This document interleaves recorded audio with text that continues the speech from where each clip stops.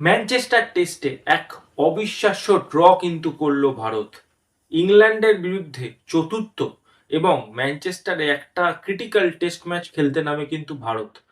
লর্ডসের যে ম্যাচ ছিল সেটাকে খুব কাছাকাছি নিয়ে গিয়ে যখন তারা হেরে যায়, তারপরে কিন্তু তারা ম্যানচেস্টারে নামে খেলতে।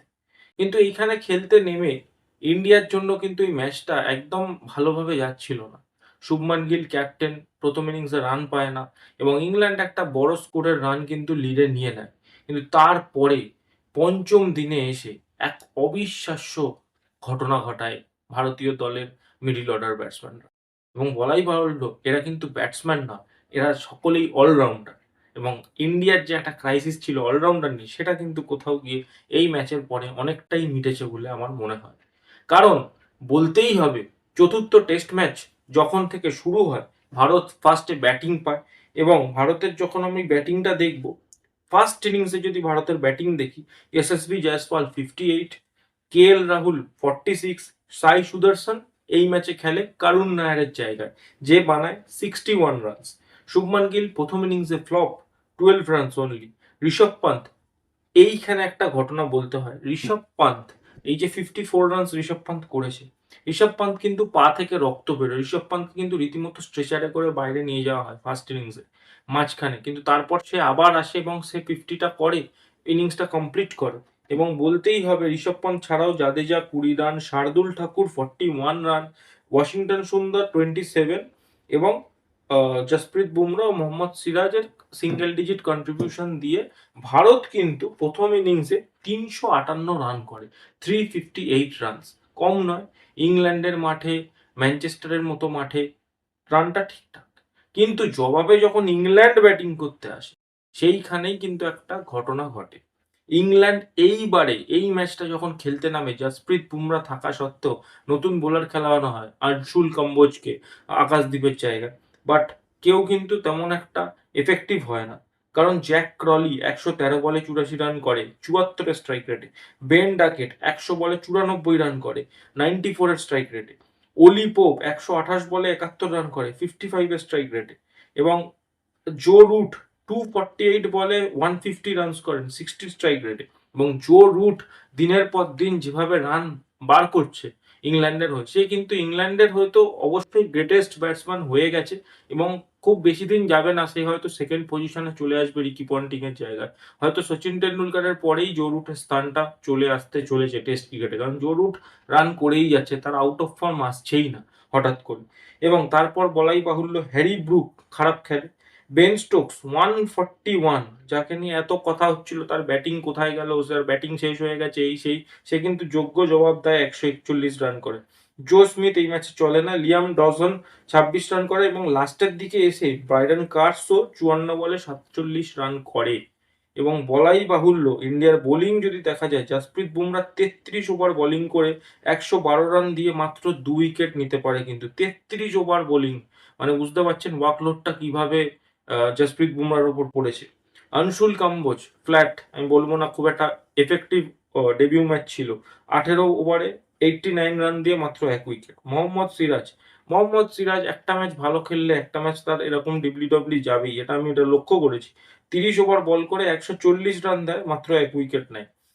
যারা ভালো এফেক্টিভ কাজ করেছে সেটা হলো রবীন্দ্র জাদেজা 143 রান দিয়ে 4 উইকেট নিয়েছে এবং ওয়াশিংটন সুন্দর 107 রান দিয়ে 2 উইকেট নিয়েছে। এই তো ছিল ইংল্যান্ডের রান। ইংল্যান্ড অলমোস্ট 310 রানের ওপরে লিড নিয়ে নেয় এবং 669 রানস বানায় ফার্স্ট ইনিংসে। কিন্তু যখন ভারত ব্যাটিং করতে নামে, fourth day almost half session এবং গোটা ফিফথ ডে বাকি ছিল, এবং ভারত যখন সেকেন্ড ইনিংসে ব্যাটিং নামে, একটা খুব মজার ঘটনা ঘটে। ক্রিস ওকস 0 রানে এসএসবি জয়সওয়ালকে আউট করে এবং ঠিক তার পরের বলেই সাই সুদর্শনকে ফার্স্ট বলেই আউট করে দেয় 0 রানে। এবং এই যে 0 রানে এসএসবি জয়সওয়াল এবং সাই সুদর্শন দুজনে আউট হয়ে যায়, তারপরে কিন্তু ইন্ডিয়া টিমের, মানে যত ক্রিকেট এক্সপার্ট হোক বা যত বড় বড় বোদ্ধারাই হোক, সবাই কিন্তু ভেবেছিল ইন্ডিয়া টিম হেরে যাবে। তার কারণ, মানে তুমি অলমোস্ট 1.5 দিনের সেশন ফেলে রেখেছো, খেলা বাকি পড়ে আছে, তার মধ্যে ফার্স্ট ওভারেই তোমার 2 উইকেট পড়ে গেছে, সবাই কি ভাববে। বাট শুভমান গিল আর কেএল রাহুলের কিন্তু অন্য কিছু প্ল্যান ছিল, তারা অন্য কিছু প্ল্যান করে নেমেছিল। কারণ Shubman Gill already 700 run cross করে নিয়েছে এই 5 ম্যাচের সিরিজ। এখন একটা ম্যাচ পড়ে আছে, তার কিন্তু 700 রান হয়ে গেছে, highest by any Indian.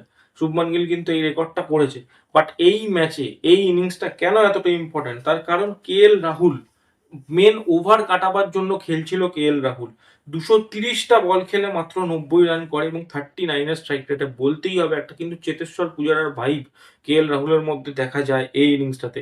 Hats off to KL Rahul. এই ইনিংসটা যদি না আসতো তাহলে কিন্তু ইন্ডিয়া এই ম্যাচটা বাগাতে পারতো না। যখন ইংল্যান্ডের বোলাররা একদম চড়ে বসেছিল সেই সময় কিন্তু কেএল রাহুলের ডিফেন্স তাদেরকে যোগ্য যোগ্য জবাব দিচ্ছিল। এবং শুভমান গিল, যার কথা না বললেই নয়, আবারও একটা সেঞ্চুরি, 238 বলে 103 রান করে। মানে আনফরচুনেটলি জোফরা আর্চারের বলে সে আউট হয়ে যায়, বাট যতক্ষণ সে ছিল সেও কিন্তু কন্টিনিউয়াস ডিফেন্সিভ করে।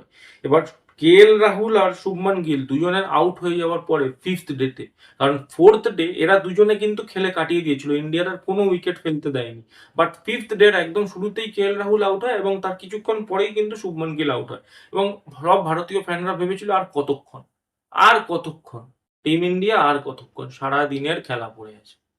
কিন্তু ঋষভ পান্তের চোট থাকার ফলে ওয়াশিংটন সুন্দরকে নাম্বার 5-এ নামায় ভারতীয় দল এবং রবীন্দ্র জাদেজা তারপর নামে। দুজনে একটা অনবদ্য পার্টনারশিপ করে এবং ওয়াশিংটন সুন্দর 206খানা বল খেলে 101 রান করে 49-এর স্ট্রাইক রেটে, এবং জাদেজা 185 বল খেলে 107 রান করে একটা মানে 57-এর স্ট্রাইক রেটে, যার মধ্যে 13টা 4 এবং একটা 6 জাদেজার ছিল। এবং বলতেই হবে, আমি যদি আপনাদেরকে বলি এই কথাটা কিন্তু বলতেই হবে, এটা অস্বীকার করার কোনো জায়গা নেই যে আহ, মানে জাদেজা এবং ওয়াশিংটন সুন্দরের যে 334 বলে 203 রানের স্ট্রাইক রেটটা ছিল, এই পার্টনারশিপটা ছিল, সরি, যে পার্টনারশিপটা ছিল সেই পার্টনারশিপটাই কিন্তু অ্যাকচুয়ালি কজ করলো ইন্ডিয়ার এই ম্যাচটা ড্রয়ের জন্য। কারণ এই একটা জায়গায় যেখানে ঋষভ পান্ত ইনজোর্ড এবং ওয়াশিংটন সুন্দর এবং রবীন্দ্র জাদেজা দুজনেই অলরাউন্ডার, তারা ব্যাটিং করছে এবং আমরা সকলেই এটাই ভেবেছিলাম যে আর কতক্ষণই বা খেলবে এই টিমটা। বাট তারা দুজনে কিন্তু রং প্রুফ করেছে সকলকে এবং তারা দুজনে একধার্সে দায়িত্ব নিয়ে এই ম্যাচটাতে ইন্ডিয়াকে আর কোনো উইকেটই ফেলতে দেয়নি ইংল্যান্ড। ইংল্যান্ডের লাস্টের দিকে বডি ল্যাঙ্গুয়েজ দেখলে মনে হবে তারা অসহায়, তারা মাথা ব্যথা নিয়ে বসে আছে, তারা রীতিমতো অসহায়, তারা কি করবে বুঝতে পারছে না।